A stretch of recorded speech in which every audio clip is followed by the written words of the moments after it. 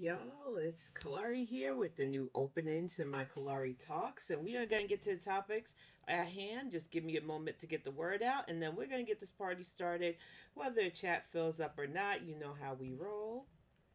I also want to congratulate our winners of the giveaway for our signed copy of both Axiom and Taara Destiny's Chosen Again. Two have already reached out. We've mailed off one box. We're going to send off the other box either tomorrow or Monday, depending on the weather. And then once we hear back from the third winner, whether or not they want their prize or not, I'll decide on whether or not I will pick a new name and get it out to another person. And on top of that, we have the box of books that we're going to be giving out to family, friends, and those who influence characters. So I'm really excited about that. But welcome to tonight's cast. And, while I said I was going to get away from political talk, and I know that I'm not going to be able to be 100% about that from time to time, my focus on social commentary is not going anywhere. Tuesdays, I plan on being more of a review, react, talk about entertainment and stuff. But I think Friday nights is a good spot for social issues. So from this point on, until things change a bit, Fridays and Tuesdays are on. I've taken my Sundays off the schedule because I still don't know about streaming DDL right now. As much as I enjoy playing with my static group, we just have a bit more fun with the cameras off. So for now, that's on pause. So Fridays and Tuesdays, I think, are good. But I think you can tell by the title, it's a bit more serious what we're going to talk about tonight because on New Year's Day, well, I believe it was New Year's Eve into New Year's Day, we had a domestic terrorist situation, which our media and some politicians are trying to spin as a way to attack immigrants. Yet again, they are going to be the scapegoats for the Republican Party, especially, and it's a bit frustrating. So, we're going to go over some of this stuff, but first, we're going to open up with this news break, which covers the relative of the American who caused this death to 10 people and injury to several others, and their take on this. So let's get this fired up, and then we'll get to a slideshow because I've got some words about people blaming immigrants for something that a literal American domestic terrorist did. So we'll get this started. The family of the New Orleans terror attack suspect is speaking out this morning as investigators reveal they now think he acted as a lone wolf when he killed 14 people on New Year's Eve.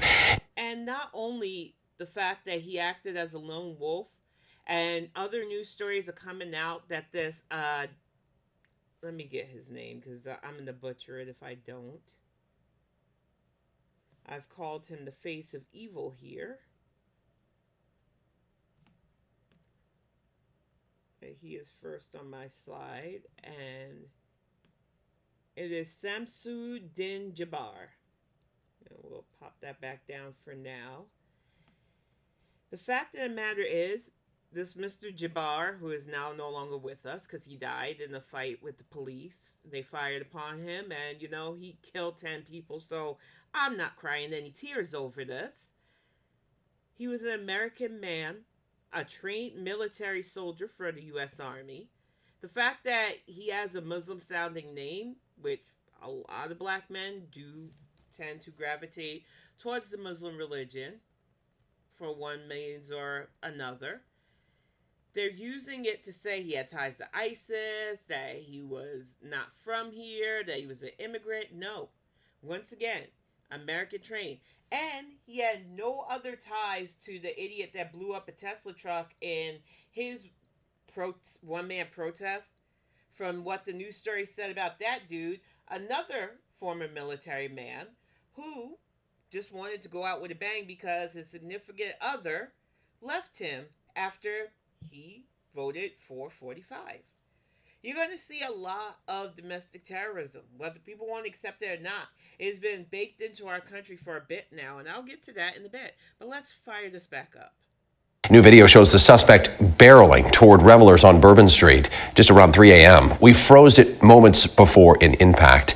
The FBI released these new photos as well, showing allegedly the suspect walking through that area just 1 hour before the attack and placing 2 coolers filled with homemade bombs around the city. They never detonated.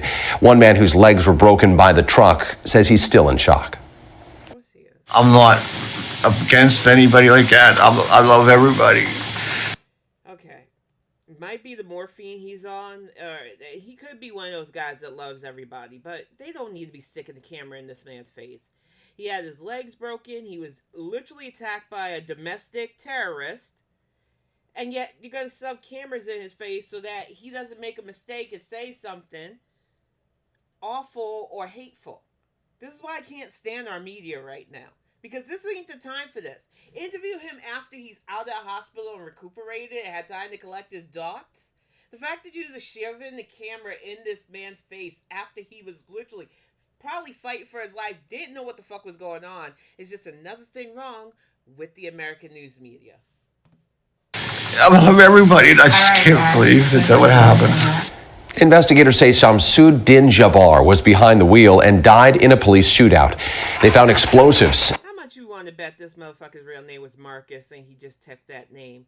We'll get to that soon because he's not the first. He really isn't.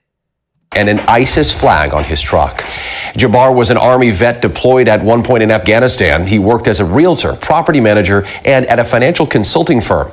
But he struggled with debt, divorced, and recently posted videos expressing devotion to ISIS and his desire to kill. Family members tell the New York Times he was raised Christian but converted to Islam and was recently barred from seeing his children after acting erratically. Jabbar's younger brother talked to NBC's affiliate KPRC last night. This wasn't the man I knew. This wasn't the father, the son that I knew. And that also, this isn't any representation of Al-Islam or Muslims or the Muslim community. Now, police say they don't think Jabbar connected to the Cybertruck explosion in Las Vegas, even though both suspects... Yeah, both were on the same military base, but they both had marital problems and probably debt problems. But one wanted to be a suicide bomber. You can't make that make sense. And the other one just wanted to do acts of terror because he couldn't get time off from his job. Fucking men, for reals.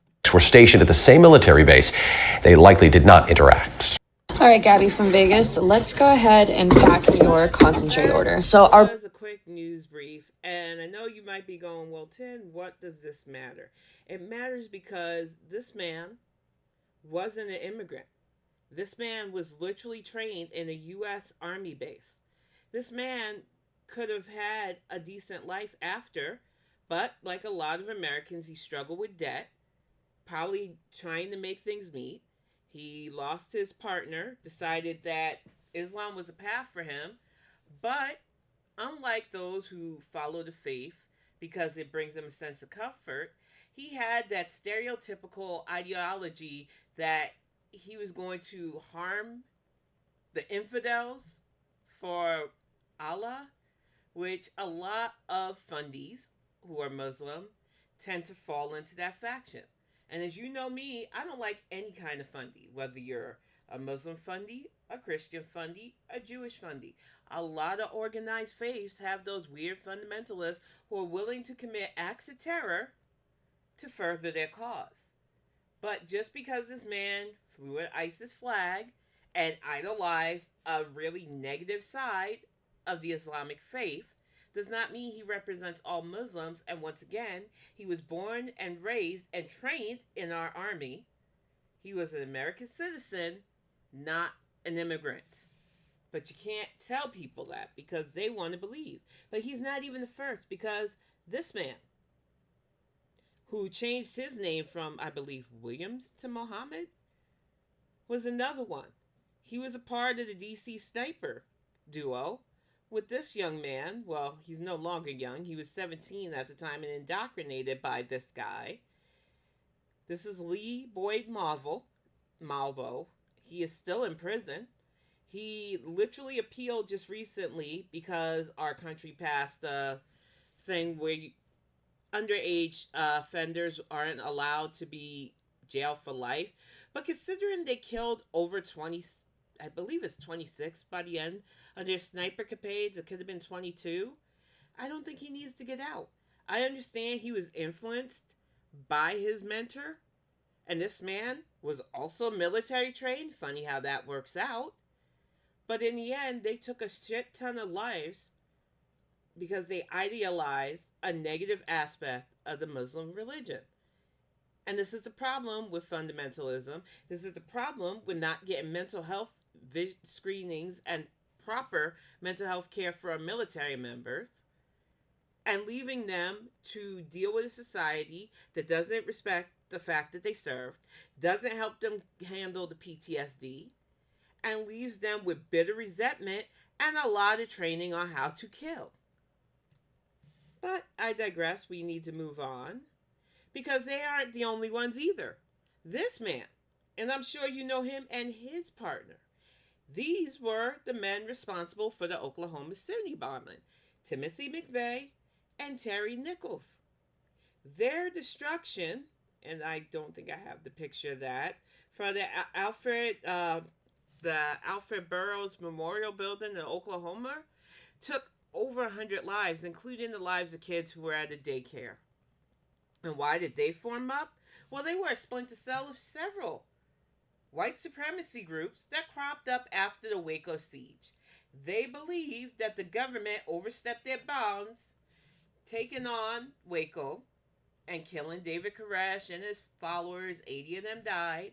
So instead of, maybe doing the adult thing and running for government themselves, being the change that way, nope, we're going to get violent and military training. So, yeah, it was bound to happen again and again, and they are far from the only ones.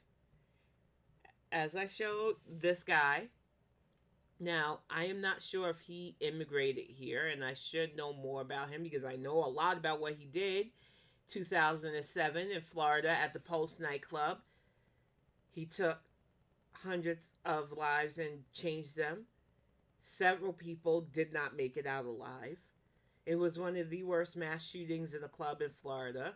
This man, who was conflicted with his own sexual identity and orientation, decided to commit an act of domestic terror against the LGBTQ. And he is far from the only one who decided. We will round it off with Patrick Cruces, the guy who decided that Texas Walmart would be his target of choice, and destroyed the lives of over 20 people himself.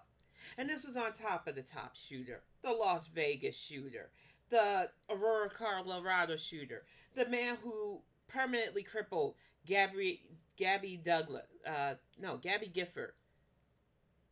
and so many more. We act like domestic terrorism is something foreign to us, even though we've had it since the guy in the fucking tower who tried to use, I believe the theory that he was hearing voices, or the man who killed Harvey Milk, but said it was Twinkies that made him do it. We have had homegrown terrorism for a long time. From the guy that moved to Colorado from, I believe it was Mississippi, and decided that Planned Parenthood was his target. And all of those people who decided that abortion clinics needed to be their targets. In fact, the whole reason why there was an Olympic bombing back in the 90s was because Eric Rudolph decided that, you know what? I don't like the fact that women have choices. I don't like the fact that innocent babies who I won't want to pay my tax dollars to fund, but I think they should be alive, I am going to blow up explosive devices at the Olympics. And what was worse was the guy who was trying to help people was the people our media decided to label the terrorists. You can't make this shit up. I have lived through so many acts of domestic terrorism that it feels like an everyday occurrence. And I'm not even counting the literal school shootings. People act like this shit is new. And people always want to blame immigrants. And while I, being from New York, do remember both the 1993 attacks on the World Trade Center, where I, by the grace of God, decided I didn't want to risk pissing my family off, and ignored my friends who were like, "Hey Tim, we're going into the city. Let's cut class and go into Manhattan. We'll have fun. We're gonna head to the World Trade Center." Something told me that day to just not do it. Yeah, it was worth being called lame because I felt in my gut that I was better off in class.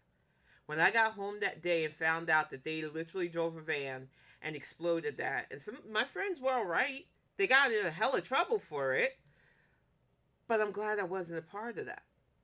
And I had moved to Florida for school and was working a full-time bookkeeping job by the time the 2001 attacks happened. And I remember the sentiments after that. I remember the resentment. I remember people attacking literal mosque, people accusing Muslim Americans of cheering the fall of our World Trade Center, which did not happen. But they endured years of ridiculousness from bigots. And then, on top of that, Sikh Americans, Hindu Americans, anyone who wore head coverings were also targets because the dummies didn't know the difference.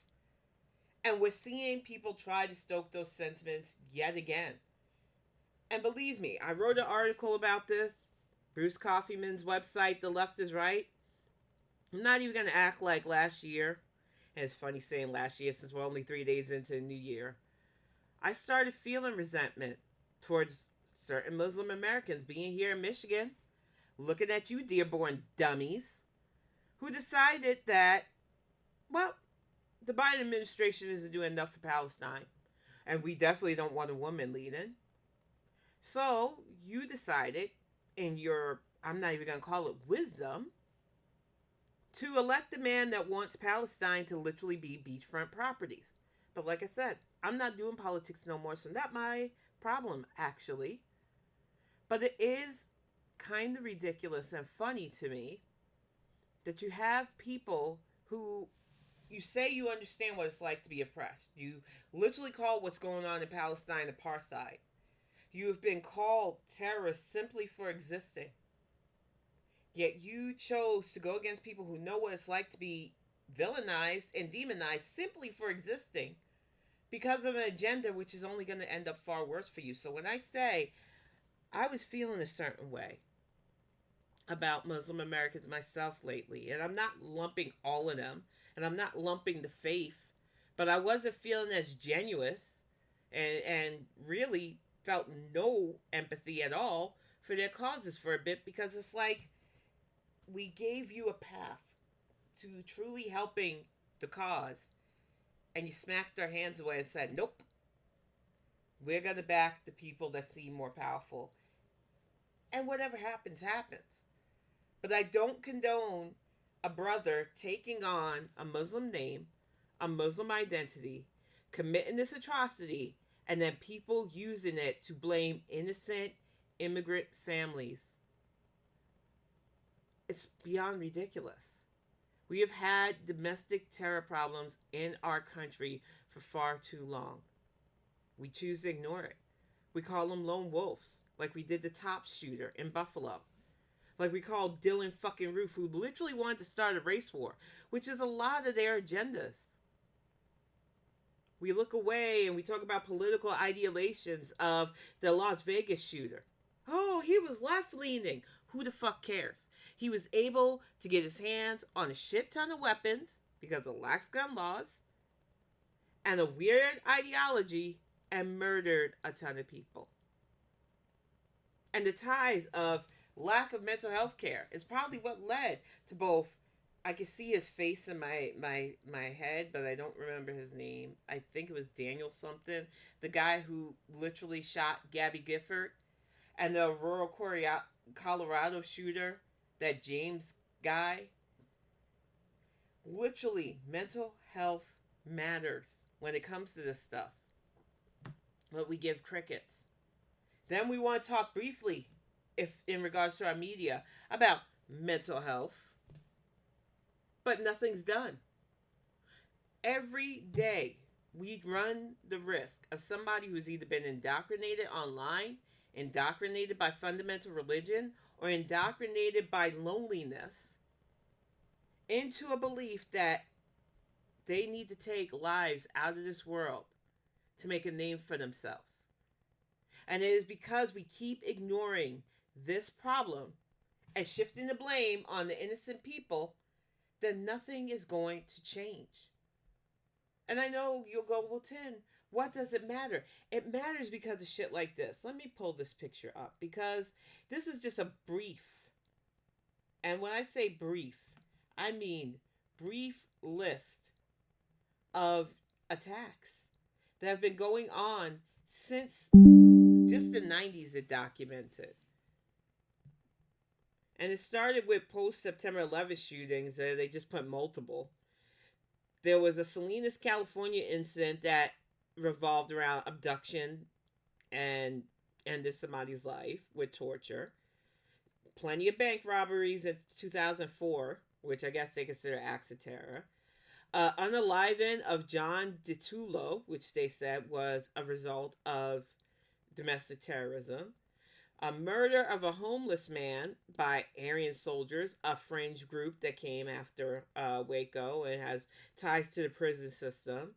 The Knoxville Unitarian Universalist Church shooting, that's a lot to say.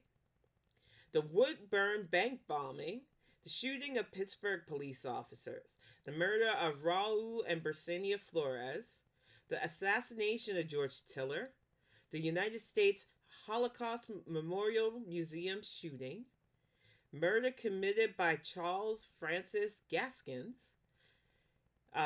white supremacist murder sex offenders is one of those things where while I don't like the group, I can't really get mad at the cause. I suppose I can give a pass for that.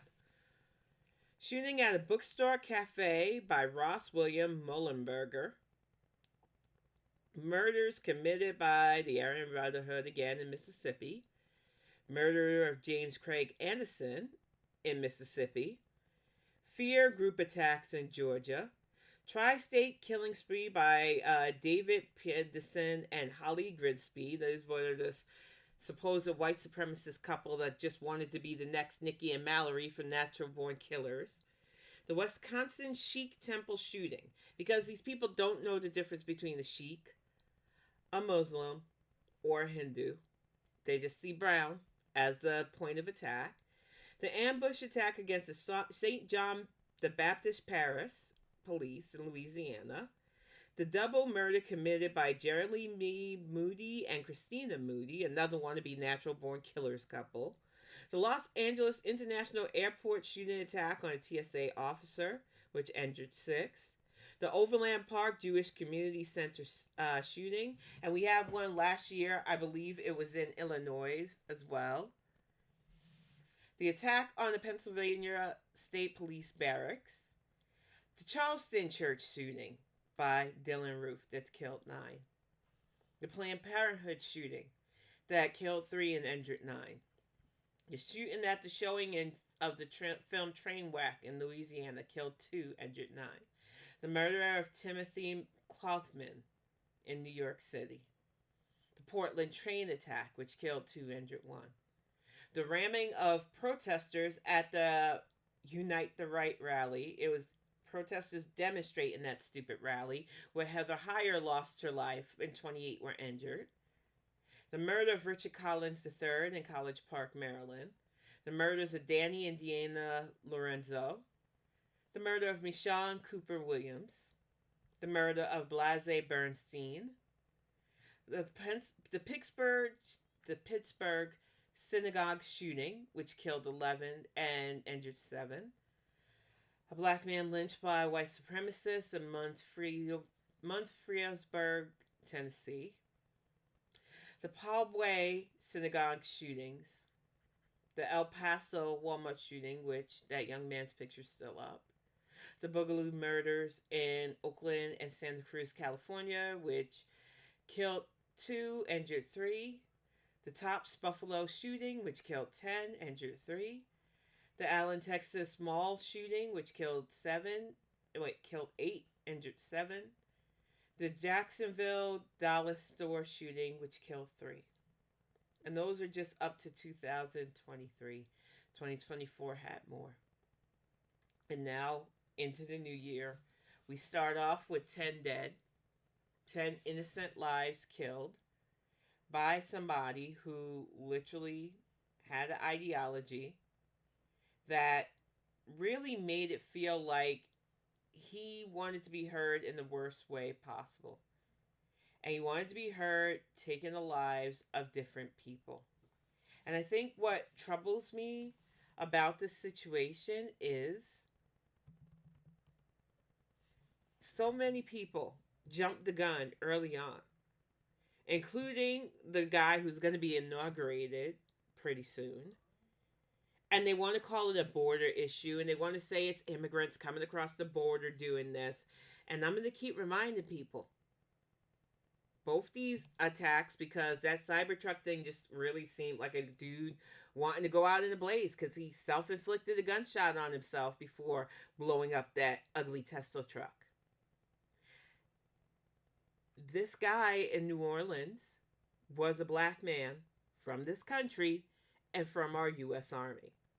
So anybody who keeps spreading the misinformation that it was an immigrant group because he allegedly had an ISIS flag, because he changed his name to a more Arab-sounding name, you're playing yourself.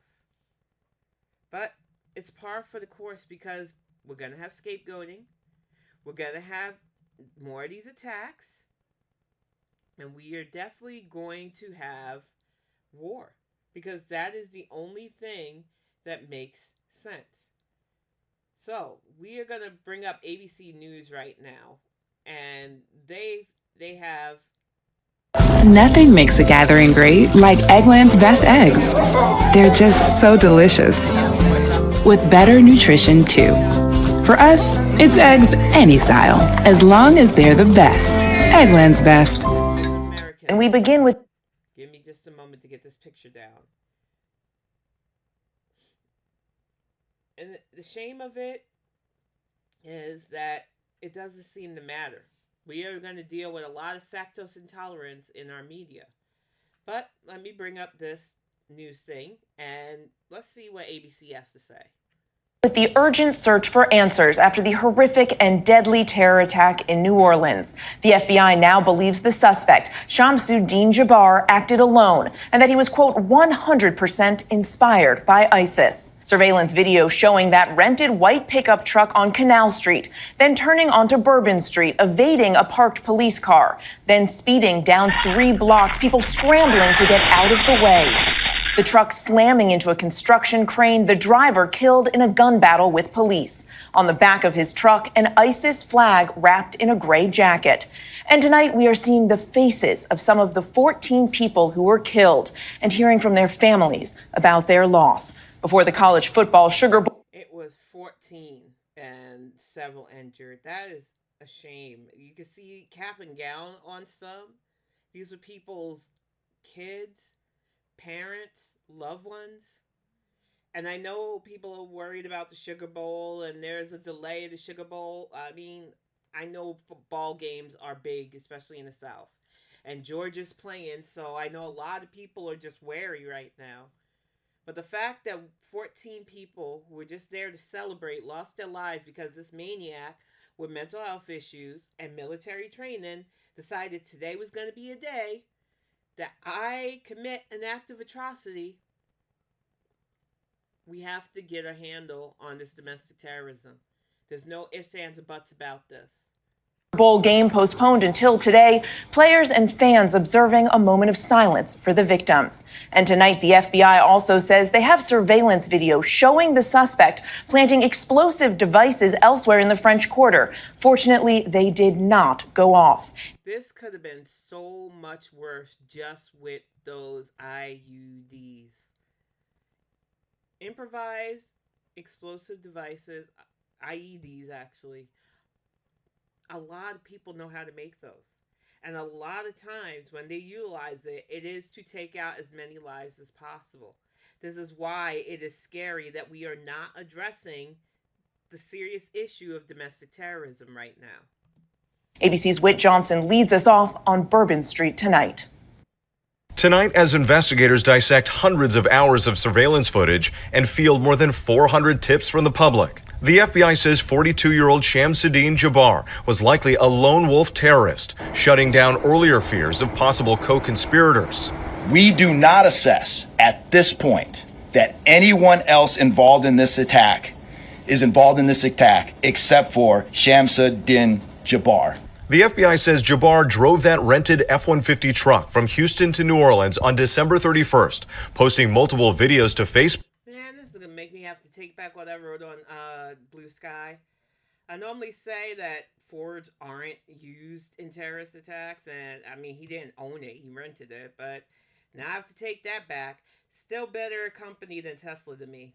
It is what it is. Book along the way, claiming he joined ISIS before last summer and pledged allegiance to the group. What I can tell you right now is that he was 100% inspired by ISIS. They say in the hours before the attack, he placed a cooler with an explosive inside on the corner of Bourbon and Orleans streets and another 2 blocks away. As somebody who's been to Bourbon Street, New Orleans is a fun city. And it was packed when we went. I can only imagine the carnage that would have caused. I don't fucking understand why we are not taking this more serious and instead trying to scapegoat innocent immigrants, but I digress. And had a remote detonator to set them off. We did obtain surveillance footage showing Jabbar placing the devices where they were found. While speeding down Bourbon Street, hitting pedestrians, the suspect also opened fire with an AR-style rifle before crashing into this construction vehicle. Next to the truck, a mangled motorized wheelchair. Jeremy Sensky was thrown from it. Tonight, the 51-year-old, who was paralyzed from a previous accident, is recovering in the hospital. I broke my femur. They need to stop showing this poor man, for real. Like, come on. He's hurt. Why would you put a camera in his face? Good Lord. Sensky survived, but at least 14 people were killed. 37-year-old Reggie Hunter was a loving father of 2 young boys. His cousin Sherelle Jackson was texting with him just before the attack. It was 12:07 when his message came in. That was the last message that I had from him at 12:07 a.m. just on New Year's morning saying Happy New Year's and that he loved us. And when you look at that message now, I'm grateful that I have it. But hours later, she says, it was her heart-wrenching task of identifying his body at the hospital on New Year's Day. I said a prayer before I got ready to go in, like, God, give me strength to be able to do this because I'm wanting to be strong. did you feel like in that moment, though, you were able to, in some ways, say goodbye? Yeah. When I picked his hand up and I felt it, it was cold, and I just kissed his hand and said a prayer and said that I love you. And yeah, for me, that was my goodbye to him. Also killed, 21-year-old Hubert Guthrow, seen here in his high school yearbook photo. 21 years old, still so much life to live and just taken too soon. And it's a tragedy. Drew Dauphin was 26. His family says he always now will be in the sun at the lake that he loves so much. 28-year-old former Princeton football player Tiger Beck was visiting Louisiana for a long weekend of fishing with some college friends. Kathy and Louis Tenedorio remembering their 25-year-old son, Matthew. His beautiful face, his laugh, I love you, Mom. He was just a wonderful son. I'm still in shock, honestly, and as time goes by, I'll see something that reminds me of him and I'll break down. I know that's going to happen probably for the rest of my life. Officials admit the suspect defeated security by driving onto the sidewalk. Today, new metal barricades were brought to that same spot as Bourbon Street was reopened to the public. And Whit Johnson with us now from New Orleans. Whit, Bourbon Street there right behind you. It's back open, but the investigation into the attack is far from over. So what's the latest? Well, Mary, the FBI has just released a poster with new images of the suspect, and they include a photo of Jabbar in the early morning hours of New Year's Day captured on Bourbon Street, along with an image of one of those IEDs that they say that he left in a cooler nearby. They are asking for the public to come forward with any information that could help. And of course, as you noted, all of this as Bourbon Street is now back open, of course, under heavy security, with authorities continuing to investigate this deadly attack. Mary? The spirit of New Orleans tonight, undefeated. Whit, thank you. Hello. Oh, Patrick Stewart. And I just need people to understand that this might seem isolated, but it's not. And the fact that we are already kicking off 2025 with literal attacks of terror on our soil by our own, when are we going to stop this? How much more has to happen before people say enough's enough? We need funding for mental health care, especially for our veterans. We need comprehensive learning in our country to channel aggression more productively. The fact of the matter is, we cultivate this kind of attitude of do it yourself. And we put people out there with literal fractured minds. And then you combine it with actual military training, and it is a recipe for literal disaster. If 14 people are no longer here, the first fucking day, not even full day, the first couple of minutes into the new year. And it could have been a shit ton worse if those explosive devices he had planted had gone off. He was going for maximum carnage. And the fact of the matter is, when you've got our media and you've got wannabe politicians sitting here and saying that it was because the border's open when the motherfucker was from here, when is enough of this ridiculously blind hatred gonna be enough? Stop scapegoating immigrants for stuff that's homegrown.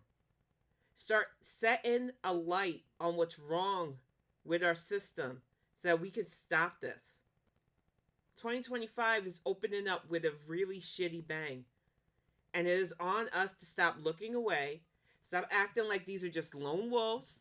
Stop acting like this isn't a homegrown condition that needs treatment. But I'm going to wrap this up early, y'all. This bumped me out a bit. I will be back on Tuesday with hopefully something more lighthearted. For me, Tuesdays are going to be more review TV shows. I still want to give my takes on The Penguin. I really love that series. I want to break it down proper, though, what I loved, what I was just like about, and everything else. But Fridays, I really do think this is the proper format for social issues and news talk, at least. Because, like I said, it's going to be a wild ride. 2025 is already starting with a literal bang, and I just hope things get better. But I will see y'all soon. Thank you all who participated in the giveaway. We've already mailed out one. The second winner did reach out. Your signed copies of the book and just a little extra that we're going to throw into the prize box should be coming in a couple of days. And if you are watching I Am the Wombat, I did declare you as one of the winners. If you do not want your prize, let me know in the comments section when I re-upload this to YouTube. And I will pass it along to another person who either commented on the comment section or who sat in. Either way, I want to thank everybody who continues to support this channel and these streams, whether I'm on Twitch or YouTube. And I will see you all again next week.